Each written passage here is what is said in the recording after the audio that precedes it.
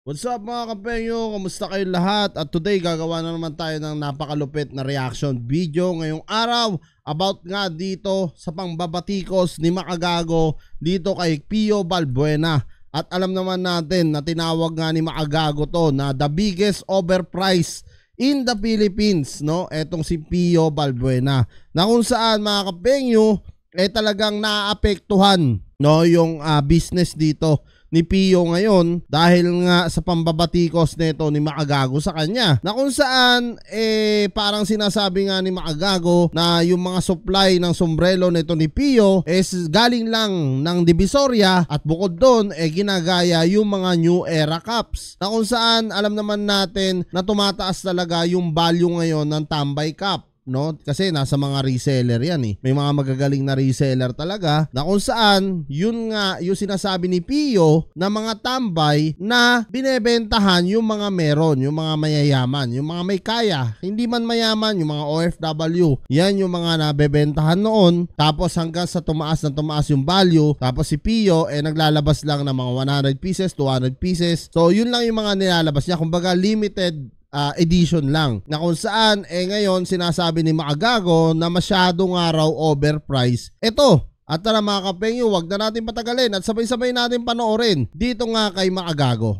The biggest overpricer sa buong Pilipinas. Ang galing. Very good. I like that mentality. So mga kahombre, bali 1,650 po ang SRP ng isang. Grabe mga kapengyo, no? 1,650 ang price neto ni Pio sa kanya mga sombrero, na kung saan hindi naman si Pio yung nagpataas talaga ng presyo, kung hindi yung mga reseller, no? Kasi nga naglalabas siya ng mga limited offer lang, katulad niya 100 pieces, 200 pieces gaya ng sabi ko kanina. So yun, dun siya nagmamahal. Gaya na lang na itong mga cup ko mga kapengyo, no? Pero ito kasi international tong mga to. Ito, katulad nito, Jordan Supreme mga kapengyo, no? Ito, nabili ko to ng 16,000. So ngayon, I don't think na 16,000 pa to. So mas mataas ng presyo siguro nito. Baka nasa 20 mil na, no? Or 25. Depende yan sa pagre-resale kasi limited edition lang din siya. At meron din ako itong Jordan Tokyo. Yan, aking Jordan Tokyo. Eto, nabili ko naman to ng 25,000. So ngayon, I don't think na 25,000 pa rin siya. Hindi ko alam kung magkano na value nito. Siguro baka nasa 35 na o 30,000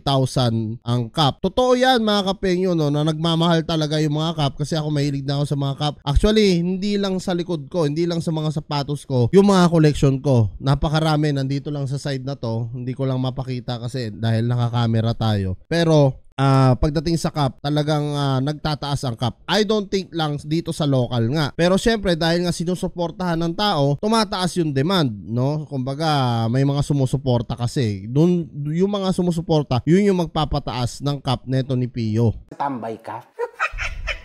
Tag-ina mga boss, dinaig pa po ang mga original na New Era Cup, di ba? Right? Grabe.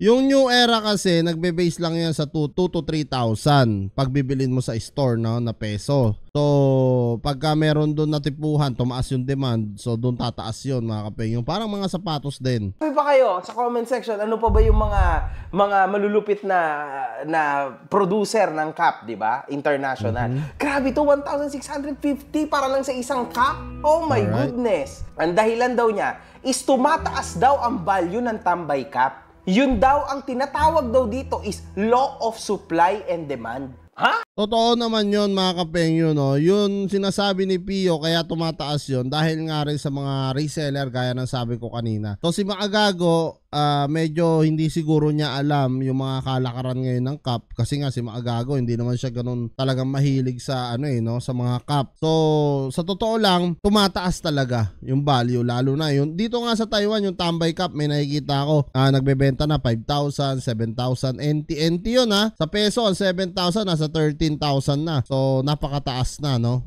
What? Kasi hindi na daw ulit sila magpo-produce ng version na yun, tas pipirmahan niya pa. Oh my God, man. Golden. Kunwari, 100 lang yung produkto. Putang ina, Pio, papirma naman ito. Pirmahan mo.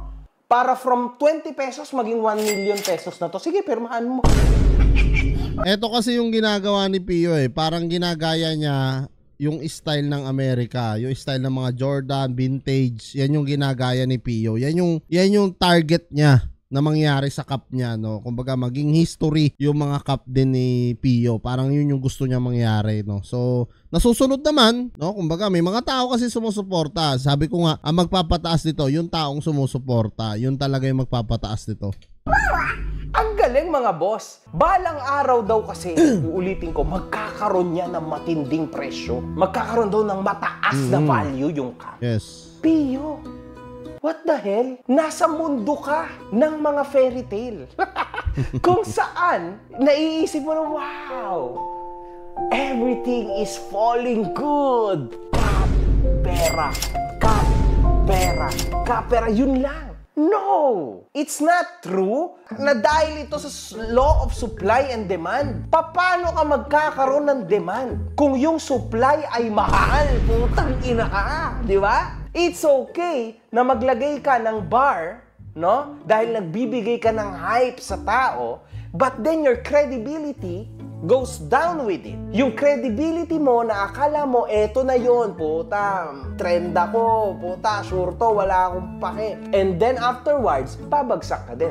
Look at you now. Ganyan pa rin ba ang movement ng tambay cup mo? From the... So dito mga kapenyo, parang sinisita talaga ni Makagago yung presyuhan nga na ginagawa nito ni Pio na kung saan hindi pang tambay, no? So dito medyo hindi nauunawaan din ni Makagago yung ibig sabihin or yung punto neto ni Pio. Kasi ang punto ni Pio dito is yung mga tambay maging reseller, no? Kumbaga, yun yung mga magbebenta doon sa mga may kaya or may mga OFW. Yun, ganun yung ginagawa ni Pio ngayon sa nakikita ko. Ang punto naman ni Makagago rito is masyadong overpriced. Kumbaga, kung makamasa sana yung presyo niyan, kumbaga, kayang bilhin ng mga tambay. Parang ganun yung punto dito ni Makagago, no? Kaya binabanatan ni Makagago si Pio. Start, di ba? Ibig sabihin, Pio, hindi ka nagkaroon ng law of supply and demand.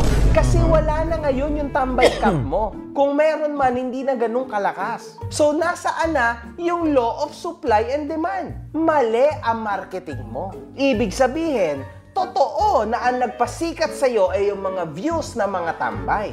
So, ibig sabihin nun, automatically, hindi na buyer yung mga katambay mo kuno. Ibig sabihin, ang buyer mo is yung mga class C, B. Yung mga tambay is classified as D, E. Ang layo, man. So, hindi ka talaga Rinig nyo mga kapengyo, no? So, yun nga yung pinupunto ni Makagago rito na kumbaga masa na presyo na kung saan kayang ma-afford ng mga tambay. Kaso, iba naman din ang punto ni Pio. Si Pio naman, ginagawa niya yung mga tambay, ginagawa niyang reseller para magkaroon ng trabaho. Si Makagago naman, parang paano ma-afford ng mga tambay yan kung mahal nga naman yung iyong cup. Parehas may punto, pero syempre, si Pio, nagnenegosyo siya, hindi niya pwedeng ibaba yun. Dahil nga kumbaga limited stocks lang yung mga inaano niya na sinusupply niyang mga sombrero, nasa 100 to 200 lang. So pag naubos yun, wala na. Kaya nga dito sa Taiwan, napakataas din ng demand ng tambay cup. Hindi bumababa ng 2,000 na NT ang isang tambay cup. 2,000 NT equivalent to 3.5 pesos. Real talk po yan. Tapos, pag pumila ka sa Pilipinas pala, nabibili lang ng 1,650. So, pag reseller ka, baka mas mababa pa yan. Baka 1,500 lang yan, 1,450. So, ngayon, yung mga reseller, sila talaga yung nagpapataas. magkakaroon ng support. That's why they said bye-bye to you. I know you feel this, man. Diba? Kasi kahit ako, wala na ako masyadong fans.